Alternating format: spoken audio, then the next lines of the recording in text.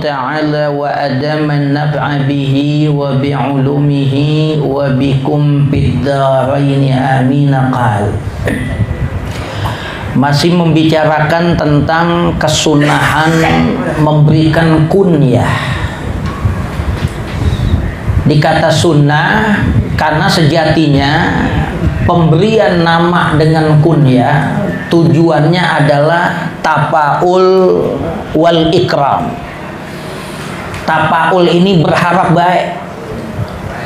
Ada orang dinamain dengan abu atau ummu kalau perempuan. Dikata tafaul, mudah-mudahan tuh anak, mudah-mudahan tuh orang cepat punya anak. Padahal masih jomblo. Baru kata tiba anak, cewek aja kagak punya. Tumen dia dapat julukan Abu Fulan. Itu dibolehin. Tujuannya tafaul. Mudah-mudahan dia cepat kawin, cepat punya anak. Itu tujuan memberikan kunyah. Baik dengan abu kalau dia laki, kalau dia perempuan dengan ummu. Ya. Itu namanya kunyah.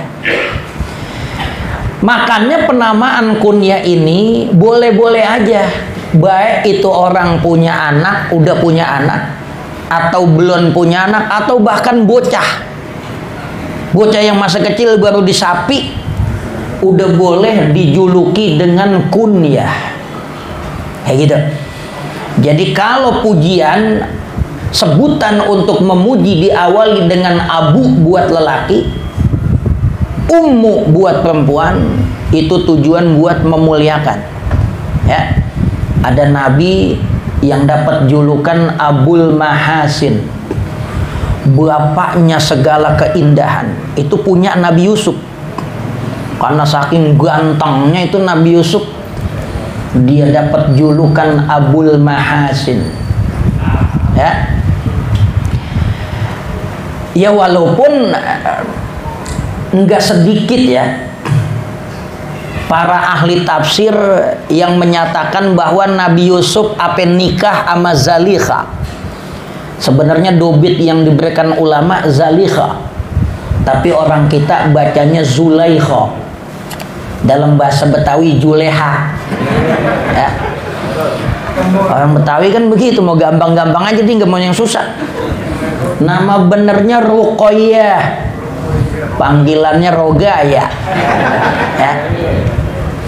Ini Nabi Yusuf karena emang kebangetan ganteng, dia dapat kunyah namanya Abul Mahasin, saking gantengnya tuh.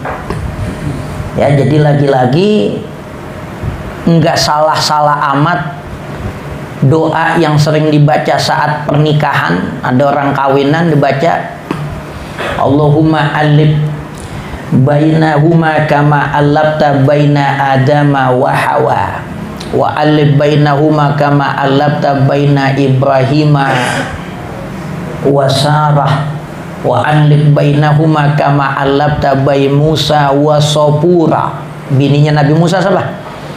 Sopura. Wa alabta bainahuma kama alabta baina Musa wa Turi Sina wa alabta bainahuma kama alabta baina Yusufa wa Zalikha. Ada yang bilang perempuan yang dimaksud Zalikha, ada yang bilang Ra'il namanya. Ada masalah nama juga masih hilang. Ya.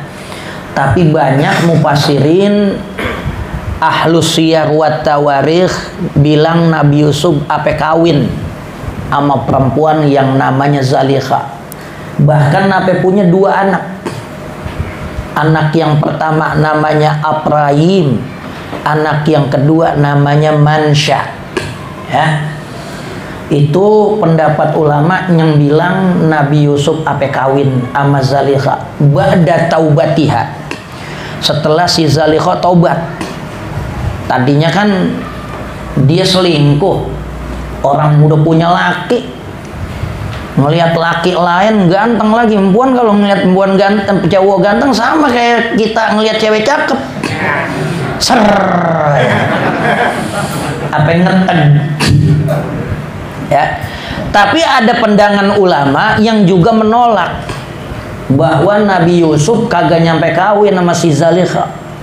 Karena apa? Kalau dikata kawin maka akan merusak kemaksuman Nabi. Masa Nabi kawinin sama empuan yang udah selingkuh lakinya? Kan jawaban Nabi Yusuf apa? Lalu jangan demen sama gua. Lu udah berstatus bersuami.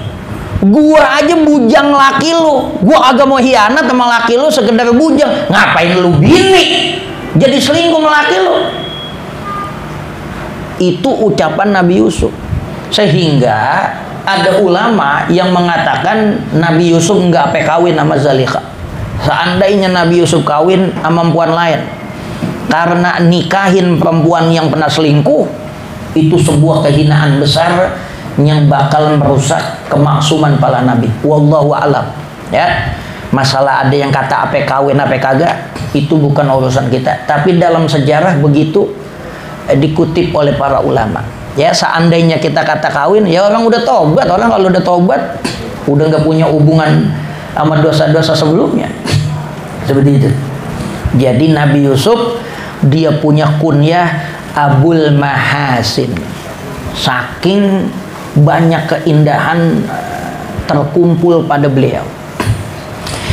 Nah, ini Imam Nawawi bikin satu bab judul Babu kunyatiman lam yulad lahu.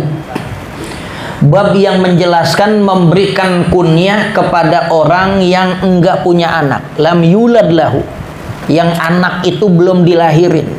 Sedangkan kata Abu sendiri bapak. Kalau bapak kan pasti punya anak, gitu. Tapi nggak kudu-kudu kalau dalam kunyah orang yang belum punya anak atau kagak punya anak masih boleh diberikan kunyah. Itu banyak terjadi pada ulama generasi-generasi tabiin. Wa kunyatis saghiri, dan sunnah memberikan kunyah walaupun pada seorang bocah. Padahal bocah, tapi masih sunnah kita memberikan kunyah. Karena kunyah itu bukan karena seorang itu disebut bapak punya anak, bukan. Tujuannya adalah tafaul wal ikram, berharap baik, mudah-mudahan dia punya anak. Ya, makanya orang yang belum punya anak panggil dia dengan kunyah, itu jadi doa. Ada kawan kita berumah tangga belum punya anak, kita kasih julukan Abu apa dia, ya. Insya Allah dia cepat punya anak. Tafaul, harapan baik, jadi doa, kayak gitu. Rawaina fi sahihail Bukhari wa Muslimin. Dalilnya mana? Sunnah memberikan kunyah apa ama bocah. Ternyata Imam Nawawi meriwayatkan dalam hadis dalam Sahih Bukhari dan Sahih Imam Muslim an Anasin radhiyallahu an, dari Sayyiduna Anas bin Malik, semoga Allah memberikan keridhaan kepada beliau. Ini Sayyiduna Anas nyeritain akhlak Rasulullah. Saking mulianya akhlak Nabi, bukan sekedar ama yang tuaan, bukan sekedar hormat ama yang tua, bukan sekedar sayang ama yang kecil, apa ama bocah. Ini akhlak Nabi luar biasa, betapa lembutnya Rasulullah. Sehingga Al-Quran menyatakan dalam ayat Al-Quran, wa innaka la'ala khuluqin azim. Quran bukan menyebut khuluqin layyin, Quran bukan menyebut khuluqin hasan, tapi Quran menyebut akhlak Rasulullah khuluqin azim. Kalau udah ada kata azim nggak ada tandingannya. Azim kan nama Allah. Apa yang mulia, sesuatu yang mulia di Quran Allah sebut azim. Sampai Allah pinjemin salah satu nama Asmaul Husna bagi Allah untuk memuji akhlak Rasulullah SAW, yang menunjukkan bahwa akhlak Rasulullah nggak ada tandingannya. Ngomongin akhlak. kana Nabiyyu sallallahu alaihi wasallam ahsanan nasi hulukan. Adalah Rasulullah, seringkali Rasulullah sallallahu alaihi wasallam itu sebagai manusia ahsanan nas, yang paling bagus di kalangan manusia, hulukan, perangainya. Ini bukan pujian sekedar slogan, bukan sekedar iklan. Dikata Nabi akhlaknya paling bagus, Quran muji, bukan judulnya doang, tapi emang bener-bener itu diamalin oleh Rasulullah. Yang diceritain sama sahabat, kata Sayyiduna Anas, kana li akhun, saya punya saudara. Sayyiduna Anas punya bapak namanya Malik, dia punya emak Ummu Salamah. Ummu Salamah lakinya meninggal nih, si Malik bapaknya Anas. Karena Ummu Salamah masih cakep, biar kata janda masih laku. Biar kata perawan kalau jelek lah susah laku itu. Ya. Pasarannya masih tinggi nih, biar kata janda. Ada laki namanya Abu Tolhah, ngawinin nih Ummu Sulaim, bukan Ummu Salamah, Ummu Sulaim, emaknya Anas bin Malik. Begitu kawin sama Sayyiduna Abu Tolhah, Ummu Sulaim punya anak. Ini yang jadi saudaranya Anas bin Malik. Kana akhun, kana li akhun, saya punya saudara, yuqalu lahu Abu Umairin, namanya disebut Abu Umair. Nabi yang ngasih kunyah, bocah dikasih kunyah sama Nabi, namanya Abu Umair. Qala rawi, riwayat itu berkata, ahsabuhu qala Fatimun. Ahsabuhu, saya menyangka bahwa Anas bin Malik qala berkata Fatimun. Si Abu Umair ini baru disapi oleh ibunya. Berarti nggak lama disapi ya, umur 3 tahun 4 tahun sonoan dikit. Ini masih kecil, tapi Nabi ngasih kunyah namanya Abu Umair. Wa kana Nabiyyu sallallahu alaihi wasallam, seringkali Rasulullah sallallahu alaihi wasallam, idza ja'ahu, apabila beliau mendatangi saudara saya Abu Umair. Kalau Nabi nemuin Abu Umair bocah, ya, yaqulu, Nabi panggil, ya Aba Umair, ma fa'alan Nughair. Ya Aba Umair, ma fa'alan Nughair. Wahai Abu Umair, apa yang dilakukan oleh burung kecilmu? Ini Abu Umair dari kecil demen main sama burung. Nabi asal nemuin dia, Nabi panggil itu. Ya, akhlak Nabi apa mau bocah? Nabi tanya, apa mau bocah tuh tanya. Padahal bocah juga belum tentu ngerti, tapi Nabi mau ngajak bicara bocah. Makanya kita nemuin orang nanya, ya enggak, jangan diem aja, nanyalah. Basa-basi itu perlu, jangan basi semua. Nah, apa yang mau bocah? Nabi ngajarin kita akhlak basa-basi. Ya Aba Umair, ma fa'alan Nughair. Nabi nanya tuh, ngempanin burung bagaimana, sayang sama burung bagaimana. Setiap Nabi nemu, Nabi hibur tuh bocah. Satu saat yang namanya bocah, ya enggak, untuk muamalah interaksi sama binatang kan bocah belum cakep. Ya sama kayak bocah kita umur 4 tahun 5 tahun dibeliin ayam negeri lah dipencet. Kekencingan mati.